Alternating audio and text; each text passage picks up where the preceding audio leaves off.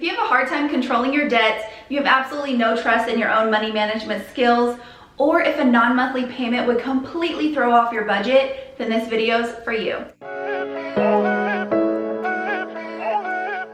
What's up guys, welcome back to my channel. My name is Melissa, and on this channel I teach you how to fix your money mindset and destroy your financial barriers. Today we're going over sinking funds, and we're going to get into detail on exactly what you need to know about them, if there's something that you can actually use or that you would benefit from, and if it's a necessary thing to have within a budget. Let's get into it. Okay, so first things first, what is a sinking fund? A sinking fund is simply a saving system. It's a way that you use either electronically or in a cash system method to save for a certain thing. There are many different ways to save, and it is very personal in the way that works best for you. But for the purpose of today's video, we're going into sinking funds and if that is something that can work for you in your budget. Okay, so first things first, who needs a sinking fund? Who does this apply to? If you're somebody who has no trust in your money management skills, this means that you have tried time and time again to get in control of your budget, but it's just confusing to you. You don't really know what you need to do in order to get clear on your finances, create great attainable financial goals, then this is something that could work for you. Another thing, if you have a hard time controlling your debt, this means that you're aware that you have debt, you're aware that you don't want to have debt, but somehow you keep paying off debt, getting back into debt, paying off debt, getting back into debt, and you can't figure out why or what the trigger is, then this might work for you. Or if you're simply somebody who a non-monthly purchase or payment will completely throw off your budget.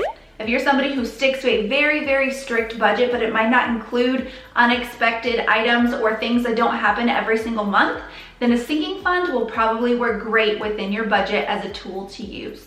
If you're getting value from today's video, please make sure to give this video a thumbs up. It really helps out my channel with the YouTube algorithm, and it's completely free for you to do. All right, on to a cash envelope system. I will be breaking down both the electronic method and the cash envelope system as far as sinking funds are concerned. The cash envelope system are exactly what it actually sounds like. It's a cash method. This is where every pay period that you get paid a certain amount of money, you're gonna take out that money from an ATM or however you get your money if you go to the bank. You're gonna take out a specific amount based upon what you're saving for in your sinking funds currently. Typically in the cash envelope saving method for sinking funds, people will take out multiple amounts of sinking funds for different sinking funds. So if they're saving for something specific for one thing for a sinking fund, but they have another thing for a sinking fund, they will already have those two amounts down, and they will pull out a lump sum from their ATM and then distribute it into the individual cash envelopes for what they're saving for. Okay, so what is a virtual sinking fund? This is done electronically, completely and totally electronically. You never go to the ATM or to the bank to pick up actual cash to put it into a sinking fund. A lot of people use these methods if they're the type that they feel like, one, going to the ATM or the bank takes way too much time and they just don't have the time to do that, or two, if they don't trust that they're gonna leave the cash alone if they have the cash at home. These types of things are done with a program, for instance, is through Capital One. I believe they have the Capital One 360 program where they allow you to open up multiple little sides accounts to where you can distribute into different sinking funds the amount that you want every month and keep track that way. Other ways, people have one savings account that is completely different from their checking account, and they keep a Excel spreadsheet on the side for each individual sinking fund. They total up the amount that needs to be transferred for each individual sinking fund, and they just transfer that total amount into a savings account.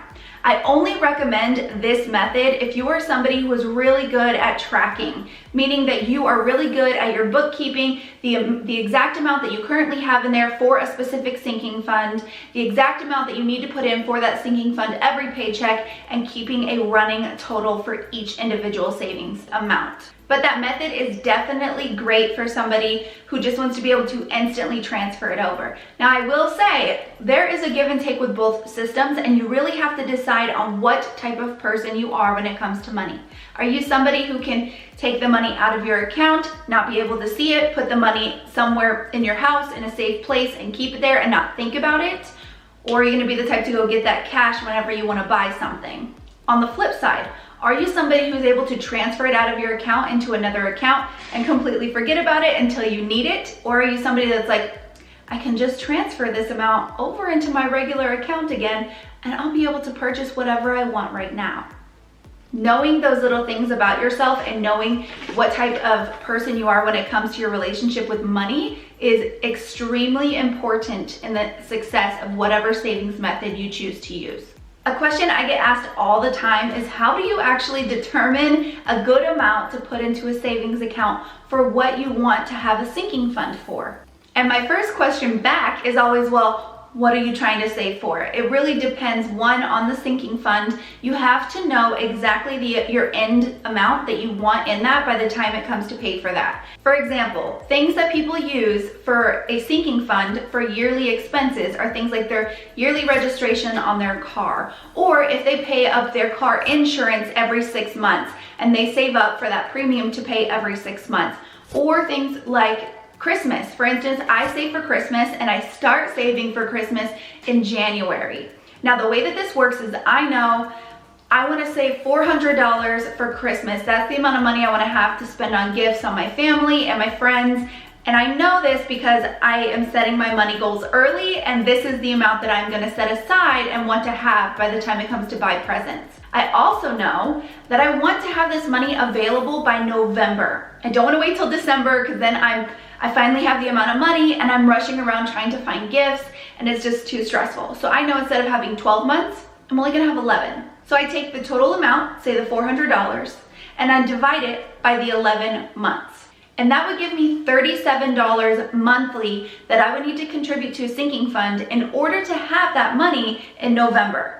But most people tend to get paid bi-weekly. And so you want to be adding to this every single check that you get, because that's the less amount that you're gonna miss and that you have to put into each envelope.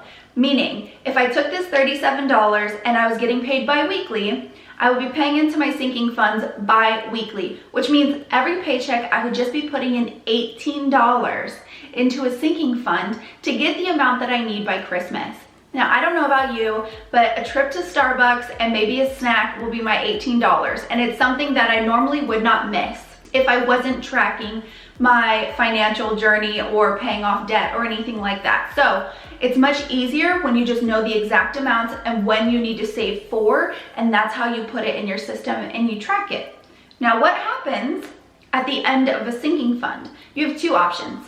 If it's something that's a one-time payment that you'll never have to pay again, for instance, if you have a sinking fund that you're saving up for a vehicle, and you know, I'm gonna save up $5,000 and I'm gonna start a sinking fund for $5,000, and that's what I'm gonna do, then you will purchase your vehicle and then you won't actually have to do anything after that point. Then you simply take that money that you applied to that sinking fund and you apply it to something else. If you don't currently have a sinking fund, then guess what? That gets to go towards your debt or towards your savings account or towards your emergency fund if you haven't built up 6 months already.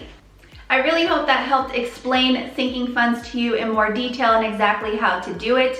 This is the 4th video, I believe, in my Budgeting Basics series, so make sure that you go down in the description box below and I will list out each video in detail. They have some great printable options in each one of them that really helps you decipher your finances and plan for your financial future, as well as start to work on your money mindset. As I've said before, money mindset is everything when it comes to paying off debt, planning for your financial future, and creating a mindset that is built for making money. If you're not subscribed to my channel, please make sure to hit the subscribe button down below. Don't forget to hit the notification bell so you never miss an upload. I upload every single Money Monday. And leave me a comment down below letting me know what your biggest takeaway from today's video was. I'm also very active over on Instagram, so make sure to head over on Instagram and give me a follow. If you have any questions that you do not feel comfortable commenting down below in this comment section, please make sure to send me a DM over on Instagram. I would be happy to help you, and that is why I'm here. So until next video, I will talk to you guys later. Bye.